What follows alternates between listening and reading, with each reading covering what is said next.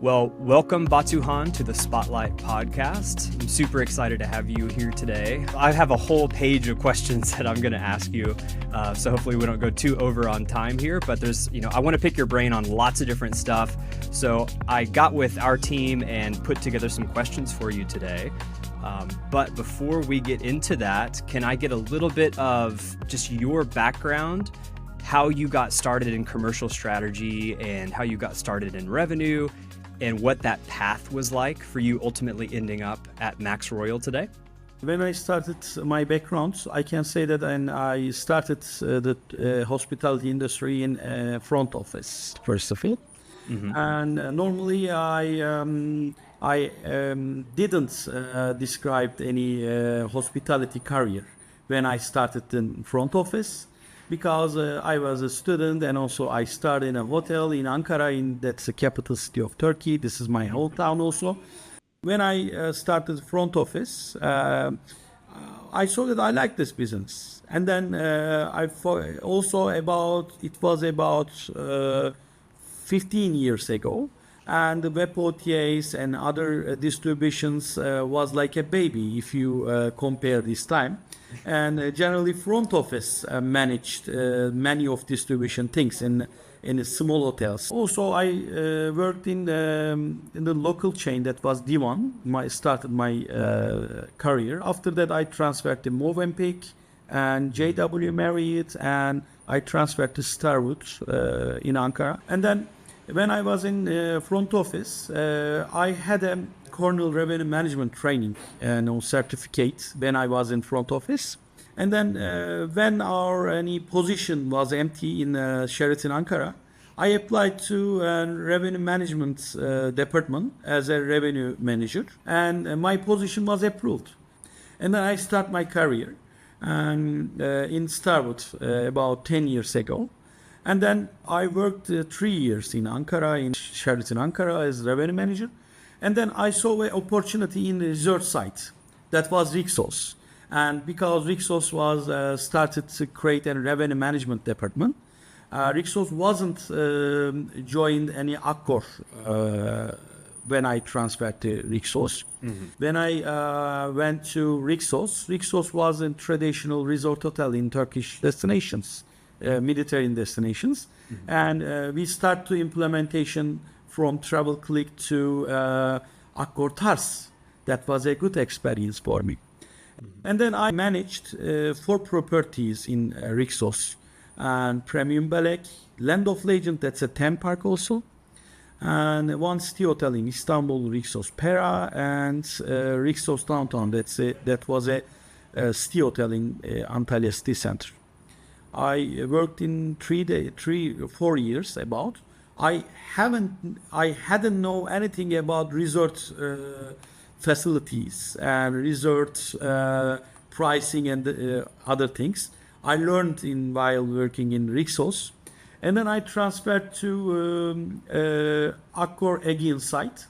I had a responsible about 4 properties in Accor Turkey Aegean region, and Swiss Hotel Izmir, and Swiss Hotel Bursa, Swiss Hotel Bodrum, and M Gallery Yalıkavak. And then when I went to Swiss Hotel, that was Fairmont. And then Accor bought Fairmont, and also I started to work with implementation from Fairmont to Accor. Yeah, and that was a hard time, but I had many of experience. Wow, so you can't escape. You can't escape these big, like the big tech stack transitions, yeah. Right? And also I had I had many of networks about tour operators and wholesalers and local web OTAs and also international ones. And then 2.5 years ago, Maxx Royal and Voyage Hotel transferred to me because I should be honest, there wasn't any booking engine or channel manager in this company, but they were successful. Mm-hmm. Mm-hmm. And then they transferred to me because they checked all Turkish and other international distribution and revenue person.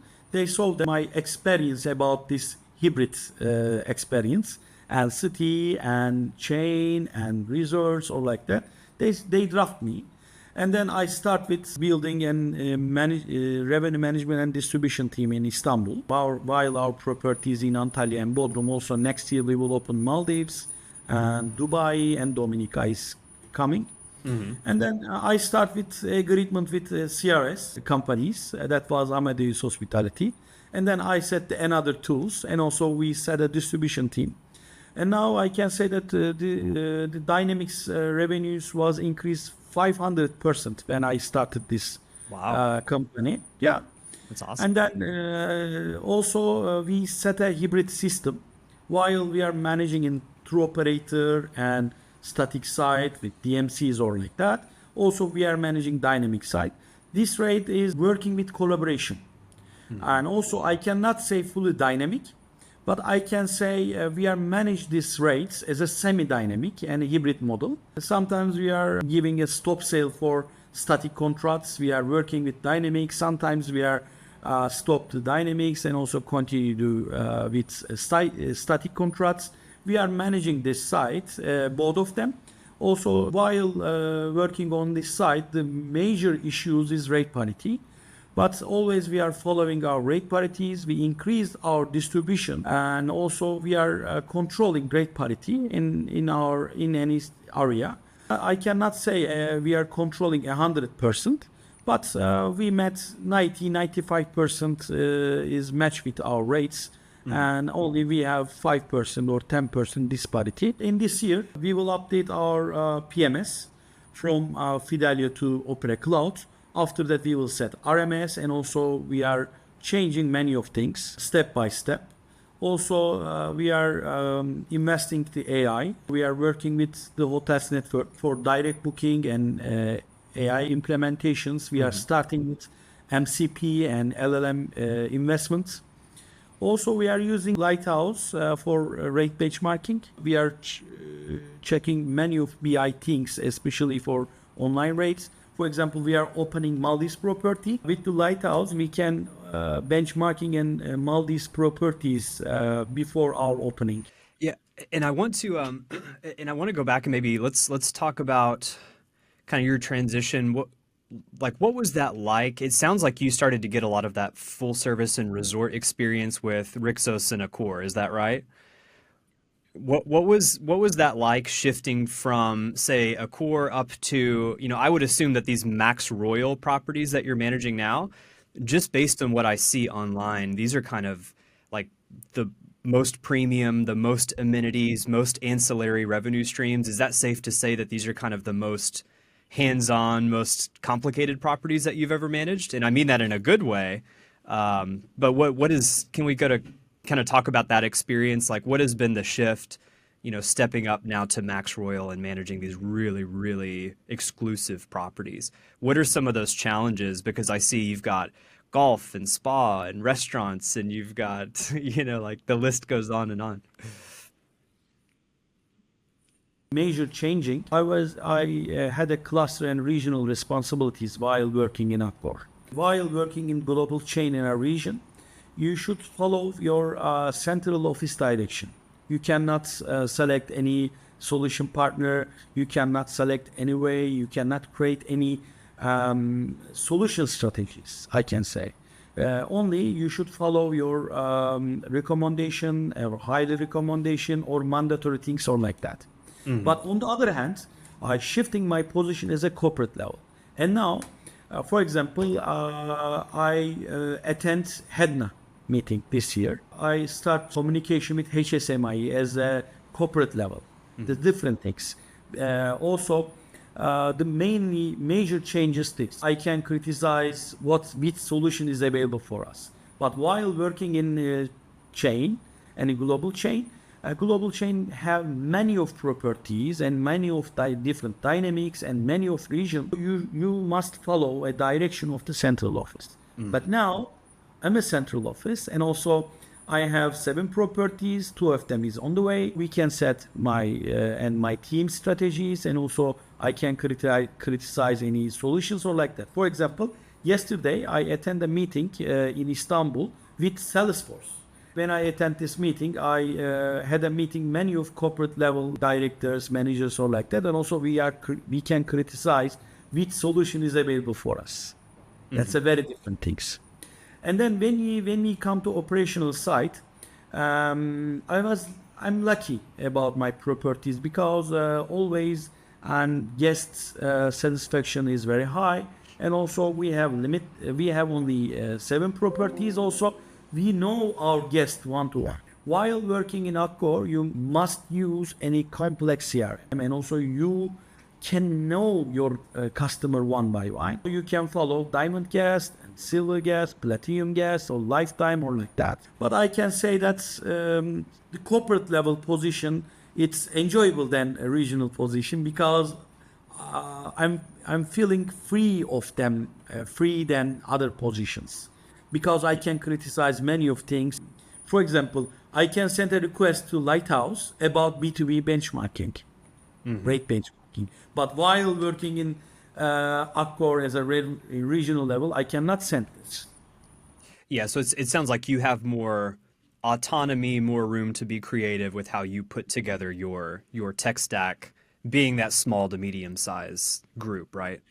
Yeah, yeah, that's Also, another one, while when, okay, maybe we are managing 7 properties. On the other end, this is luxury line. We are generating 400 million euro with 7 properties per year. And also this dynamic suggested a budget about some investment, the important one. If we suggest any return on investment, we are ready for all investment about our business developing. We don't have any budget restriction about our solution investment. Another investment, another chance for me. And also I can say I'm lucky about this side. yeah, yeah. So if you see an opportunity, you guys can jump on it quicker. There's less bureaucracy, right? I want to go back and touch a little bit. You started to talk about loyalty programs, and I feel like this would be a good segue to maybe talk about loyalty programs a little bit, because I feel like you guys are probably thinking about that a lot, just, between having your brand and having this ultra luxury brand and then starting to build the momentum a little bit. And then you've got this property coming in the Maldives soon. So what does a loyalty program look like for you at Maxx Royal? And then how do you think about that loyalty as far as like the broader picture, right? So whether that's converting a guest who found you via an OTA, or converting a guest who maybe stayed with you the first time as a wholesaler, or coming from a wholesaler and converting that guest to a loyal repeat direct guest. How are you guys thinking about loyalty right now at Maxx Royal? Yeah. And then first of all, I can say that our repeat guest share is 60% in our property. It's so high. If you have any holiday in our hotels, you have a personal assistance, including all rooms, and the upscale room you will have butlers. And I should be honest that our loyalty based on one-to-one relation, and also your assistants and butlers know you. Always we are working with our staff with the long story, and we don't work in short-term career for our personal assistant and butlers. Always we are keeping this, and also we are investing our employee, and then our core value is one-to-one communication. On the other hand, we are investing our digital site, because I say that there wasn't any booking engine or channel manager 2.5 years ago, this company, but we are setting this, we are investing this, we are changing. And for example, 6 months ago, we have started work with the hotels network with personalized content management. And also its construction is continue, but I should be honest that our loyalty based on one-to-one communication with our customers. Always our staff know our customers.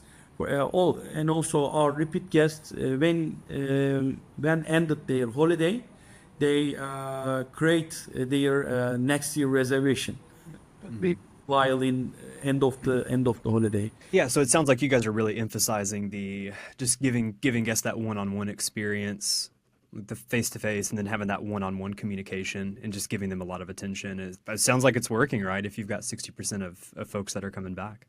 It's Yeah. very, very Also, impressive. yeah, I should be honest that and resort and city dynamic is different. In resort side, while having a holiday, you can feel relaxed and also you have time and you stay long density hotels and also you are relaxed because generally you don't have any business things or like that in your mind. For example, if any guests while staying in the city hotel have very and guests have a very stressful environment or like that. But in resorts and holiday term, I generally relax and also stay 7 days, 10 days. It's better. Also, always our guests have good memories about the resort holiday. This is another advantage. Also, I can criticize that. Cities and city demands and guests always have limited time, generally and staying like any business term. And also another advantage for resorts for guest satisfaction and loyalty. Absolutely. What about reputation management? So we had some questions from our team. This is one of the things that they wanted to ask you was, um, when it comes to reputation management, are you using any automation there, or is it truly, you chat, you get a human being kind of thing? And then also to, just are there any tools that you're using on the reputation management side, or is it truly just Daniel, like, we are using Trust You for Mhm. picking up general things. But Okay. on the other hand, always we are having the guest experience while guest in a staying term. All because I say that we are assign any personal assistant the guest. Always we are picking up any notes and comments about our guest. We are following them. Also, we have an internal application. While you are staying in the hotel, you can send your message or like that. Also, we Oh, are cool. following this message.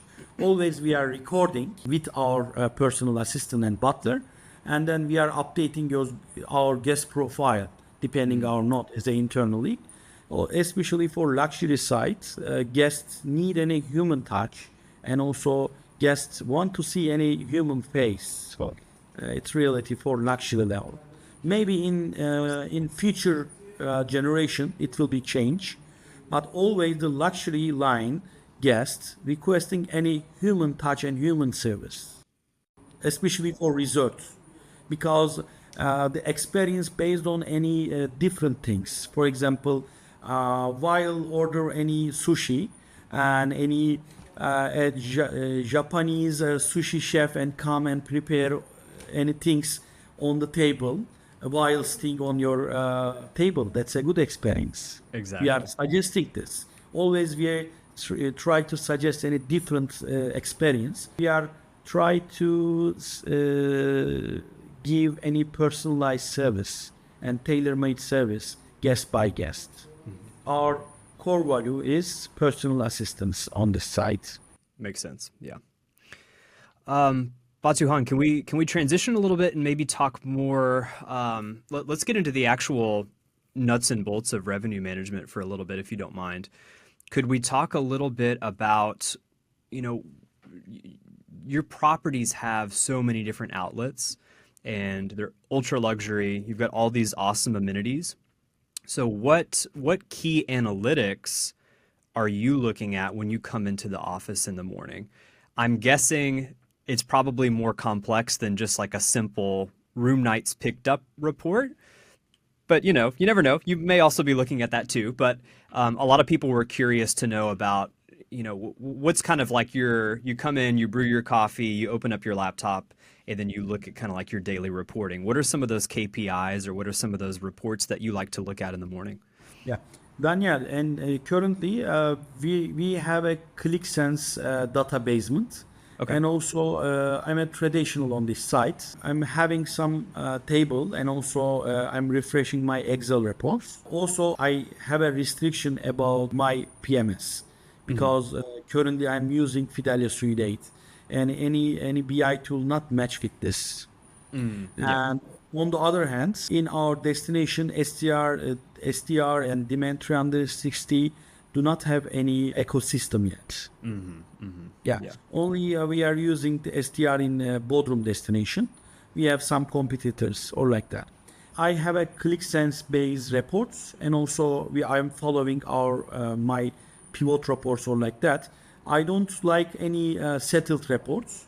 I have some dashboards, but always I would prefer any pivot reports, because always my detail is changing, and also I like play the reports as pivot tables. I like this. Always my details is changing day by day, but I have some dashboards and basic dashboards. And also when I checked my basic dashboards, I understood that which details is important. When I need any details, I open my pivot reports, and also I'm checking the details. Um, it's very complicated, but I can say I have two types of reports.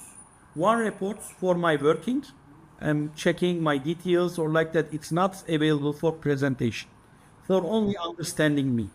The another reports for presentation, you can see the all reports per a hotel, only one paper for general managers or any presentation or like that. I have a two types report. One of them for presentation, another one is my working area. And if I show my working area reports, probably you cannot understand anything, because it's only for myself. And also it's reality. I'm checking details, because, for example, if they ask that, what is your forecast? Only I am sending occupancy, ADR, and RevPAR. That's enough. If they ask any question about the details, I have this. But only the hotel general managers or board members, maximum, they wonder that daily occupancy and end of the month's revenues. That's enough. Yeah. Yeah. Don't start by oversharing, right? Don't This is immediately my get into side, and the also yeah. I don't explain anything if they don't ask to me. Only I am giving in summary numbers. End of the month, they can criticize me if I see any discrepancy in my forecast. Yeah. And generally, and also I'm keeping 3%, maximum 5% discrepancy, without any big disaster like any war issues or like that. Yeah. Yeah. I definitely know that feeling of having like I have my own kind of like private Excel spreadsheet that like only I know how to work, and then you've got like the more Also, publicly facing. I'm checking BI things. I'm working with a local company for tour operator prices. Also, I'm checking daily benchmarking with Lighthouse. I'm checking the rates, things, and my competitors' rates or like that. Also, I'm comparing that and tour operator and web OTAs rate differences. It's Okay. important for like resort destinations. Always our competitors increasing and decreasing the gap of B2B and B2C prices. I'm checking this side. As a result, I'm checking my revenue dashboard reports.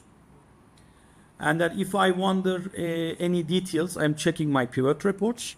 Also, I am checking my BI reports. If the destination is available, I'm checking STR reports and demand 360. I am checking B2B and B2C rates and some BI things. Yeah.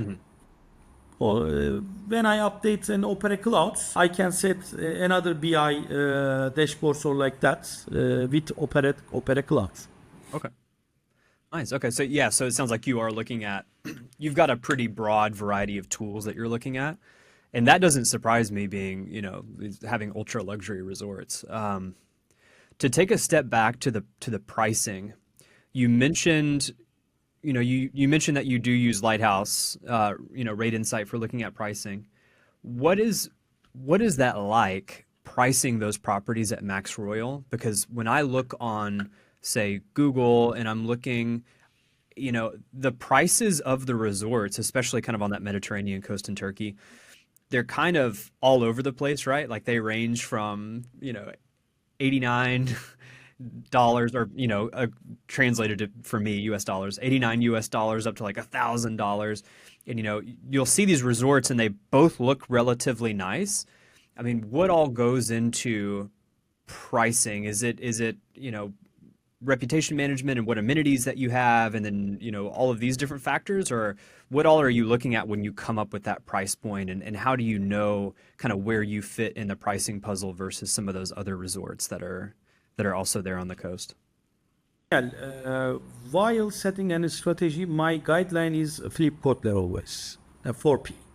And first of all, we should check our product, and we should ensure that our place, this is distribution. The third one is price.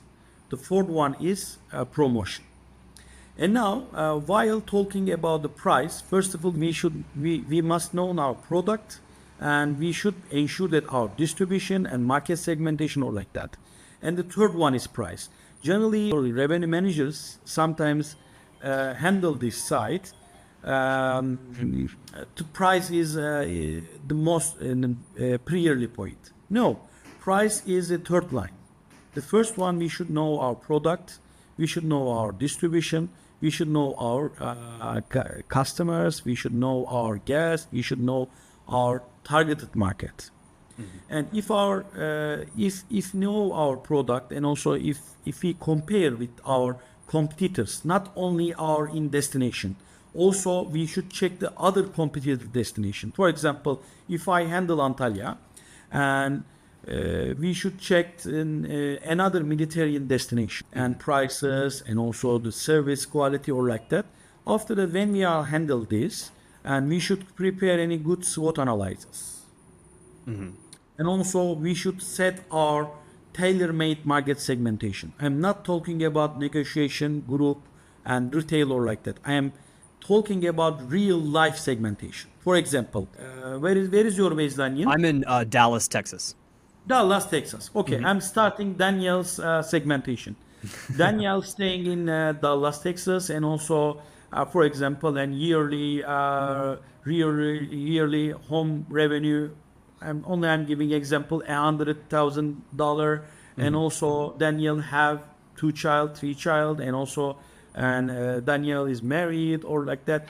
We are checking the all things. We should focusing on our target like this. We should create a real segmentation. I am talking about marketing segmentation. Yeah. And also, when we check these segmentations, we should know our real demands. And then when you see any demands, we can create a target on this side, and also we can say that yes, this target is available paying this amounts for these services. For example, we have very good kid club, and also if you have enough money, and if you want to have a holiday with your son and child, son or daughter or like that, you can share the special time with your wife, because we have very special kid club. This is target. And also we should know our target, we should know our customer, we should know our target's budget about the holiday. If you know this, we can set the prices. And I'm talking about luxury line things. If you are talking about the luxury, you should set the prices depending on your target. Also, you should set your product according to your customer request. Okay, so it sounds like you go very, very deep on the segmentation, right? You don't look at a guest and just say, oh, they're from the US, whatever, right? You're looking much, much deeper. You're looking into more like Absolutely. graphic and And also you can understand why the customer select us. Why? If you ask this, you can create this segmentation. On the other hand, you must know your demands. Another dynamic is sales window and book window for us. It's very important. You should set your promotion and prices depending on market segmentation and guest target and book window and stay window. If you set this filter, you can create real pricing strategy. absolutely. For if we talk about any middle scale or low scale city hotel, like Ibis Hotel, Mercury Hotel, or like that, you can follow the city demands, and also you can set a better price, you can give and some benefits or like that. But in luxury line, you should set your target first of all, and also you can set your prices depending on your target. All right. Well, thanks for your time. This has been an excellent interview. Like there's so much good stuff in here, and I got to ask most of my questions, but you know, maybe I'll follow up with an email and just ask you like the remaining two if you have. Always, you can do not. You can always touch us. Also, we will turn back to you on mail or like that. Okay. Thank you so much. Nice to meet you. Yeah. That was for attending this podcast. Thank you so much. Absolutely. Thanks for being here. Much appreciated. So hope to speak to you sometime in the future, Batuhan. This was awesome. Yeah. Thank you. Nice to meet you. Thank you. Bye.